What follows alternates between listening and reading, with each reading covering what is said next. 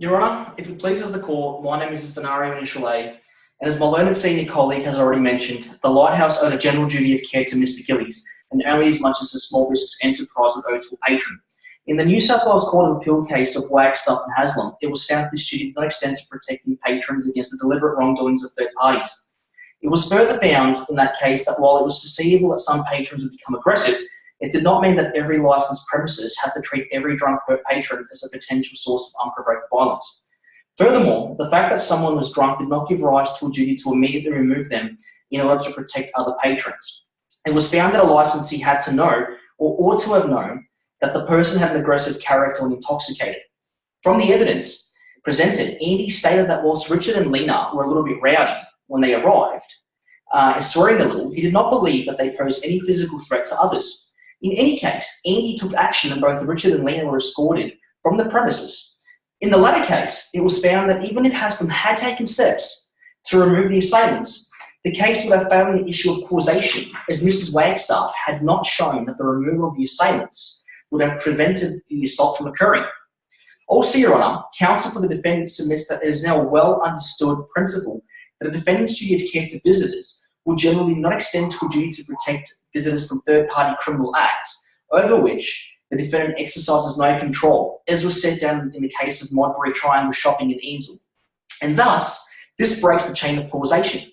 Furthermore, counsel for the defendant submits that by Richard and Lena knocking Tony over, which is the proposed cause of his injuries, a novus actus interveniens has occurred, and the defendant should not be held liable for the plaintiff's eventual harm, as was found in the case of Rickards and Lothian, where the malicious acts of third parties break the chain of causation. Point 2. Your Honour, as found by Justice Bodis with Justice Goddison, with which Justice Goddison agrees with Packer and Tallship Cruises Australia Proprietary Limited, 2015, a Queensland Court of Appeal case, the trial judge, Justice Jackson, did not err in concluding that there was no failure to exercise reasonable care on the part of the respondent in failing to have specialist crowd controllers or other security personnel in addition to the current staff manning the ship on that day. The trial judge, with whom both Justice Bodis and Justice Goddison agree with, gave particular regard to the identities of the two groups involved, their numbers and composition. In the current case, as mentioned above, the Lighthouse is an unlicensed small family-run establishment that accommodates a small number of 30 to 40 patrons at one time. Also, as mentioned earlier, there was nothing that was unusual about Richard or Lena, as per Andy's statement. They were neither completely inebriated or uncontrollable when they arrived at the deli.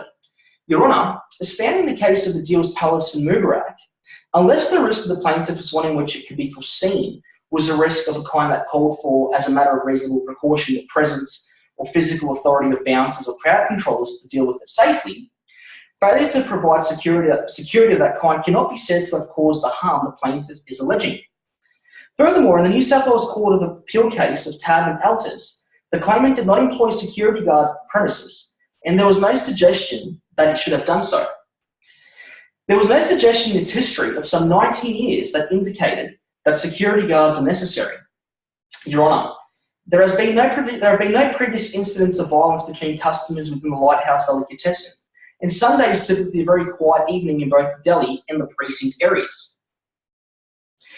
Furthermore, in that case, Justice Ip recognised that only 10 to 15 minutes had elapsed from the time the men purchased bets to the occurrence of the melee, and there was no suggestion that the police would have come in time to prevent the fight that occurred.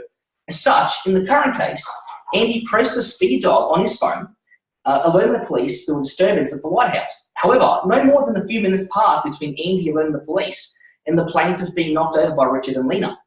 Thus, it is not practical to assume that the police may have prevented the harm, as they were called. On another note, rep ipsa loquitur cannot be argued here either, as the thing causing the accident was not under the control of the Lighthouse, as was held in the case of Schoenberg and Tunnel Holdings in the year 2000. Furthermore, counsel submits that the court should consider the common sense approach as highlighted in the case of March and E and M. Stramia Proprietary Limited, as well as Section 11, Subsection 1, Subsection A of the Civil Liability Act Queensland 2003. And the defendant should not be held liable for the harm the plaintiff has suffered in relation to the proposed breach of duty, as this was not a necessary condition of the occurrence of the harm. Submission 4.1. Your Honour, counsel submits that under Section 11, Subsection 1, Subsection B, of the Queensland Civil Liabilities Act 2003, it would not be appropriate for the scope of liability of the lighthouse delicatessen to extend to the harm so caused the plaintiff. This is based on the decision in Overseas Teamship UK Limited and Maud's Dock and Engineering Co Limited, or as is more commonly referred to, the Wagon Mound No. 1 case. As such, it was not a reasonably foreseeable consequence of the lighthouse study's negligence that the plaintiff would suffer personal and psychiatric injuries if no security guard or system was in place. As May mentioned earlier, the establishment was unlicensed and family friendly. A notice actus interveniens, or a new intervening act by Richard and Lena, has broken the chain of causation, as highlighted earlier by the case of Rickards and Lothian. Furthermore, a notice actus interveniens is present in the current case as the unforeseeable malicious intervention by a third party is an extraneous event, as set down in one of the early cases dealing with intervening acts, which is the Oropesa case. It is a well understood doctrine of the law that in the absence of a special relationship, one person has no duty to prevent harm to another from the criminal conduct of a third party, even if the risk of such harm is foreseeable, as Chief Justice Gleeson said down in Modbury Triangle Shopping Centre, Proprietary Limited, Ansell. Your Honour, counsel for the defendant submits that the psychological injury that is being claimed by the plaintiff was not a reasonably foreseeable consequence of a breach of the defendant and was so remote as to fall outside the scope of liability such that it would be unjust to hold the defendant liable for this, as set down in the case of Tame in New South Wales. Furthermore, counsel submits that a person of normal fortitude in the position of the plaintiff would not have likely suffered psychiatric injury, which leads this counsel to indicate that the plaintiff may be one considered to be hypersensitive, which is a restriction the courts have imposed in limiting recovery and excluding claims as evidenced in the case of Hines and Berry. Your Honour, if it pleases the court, counsel in the state has submitted that there is no special relationship between the parties and only a general duty of care is owed, that the defendant did not breach his duty of care by failing to provide a security guard or having in place a security system to deal with the risk created by intoxicated or dangerous patrons, and even if the plaintiff could succeed in breach, the particular breach did not cause the plaintiff's harm. With respect to the above submissions, counsel for the defendant respectfully requests that Your Honour find in favour of the defendant the lighthouse delicatessen plus costs. Thank you.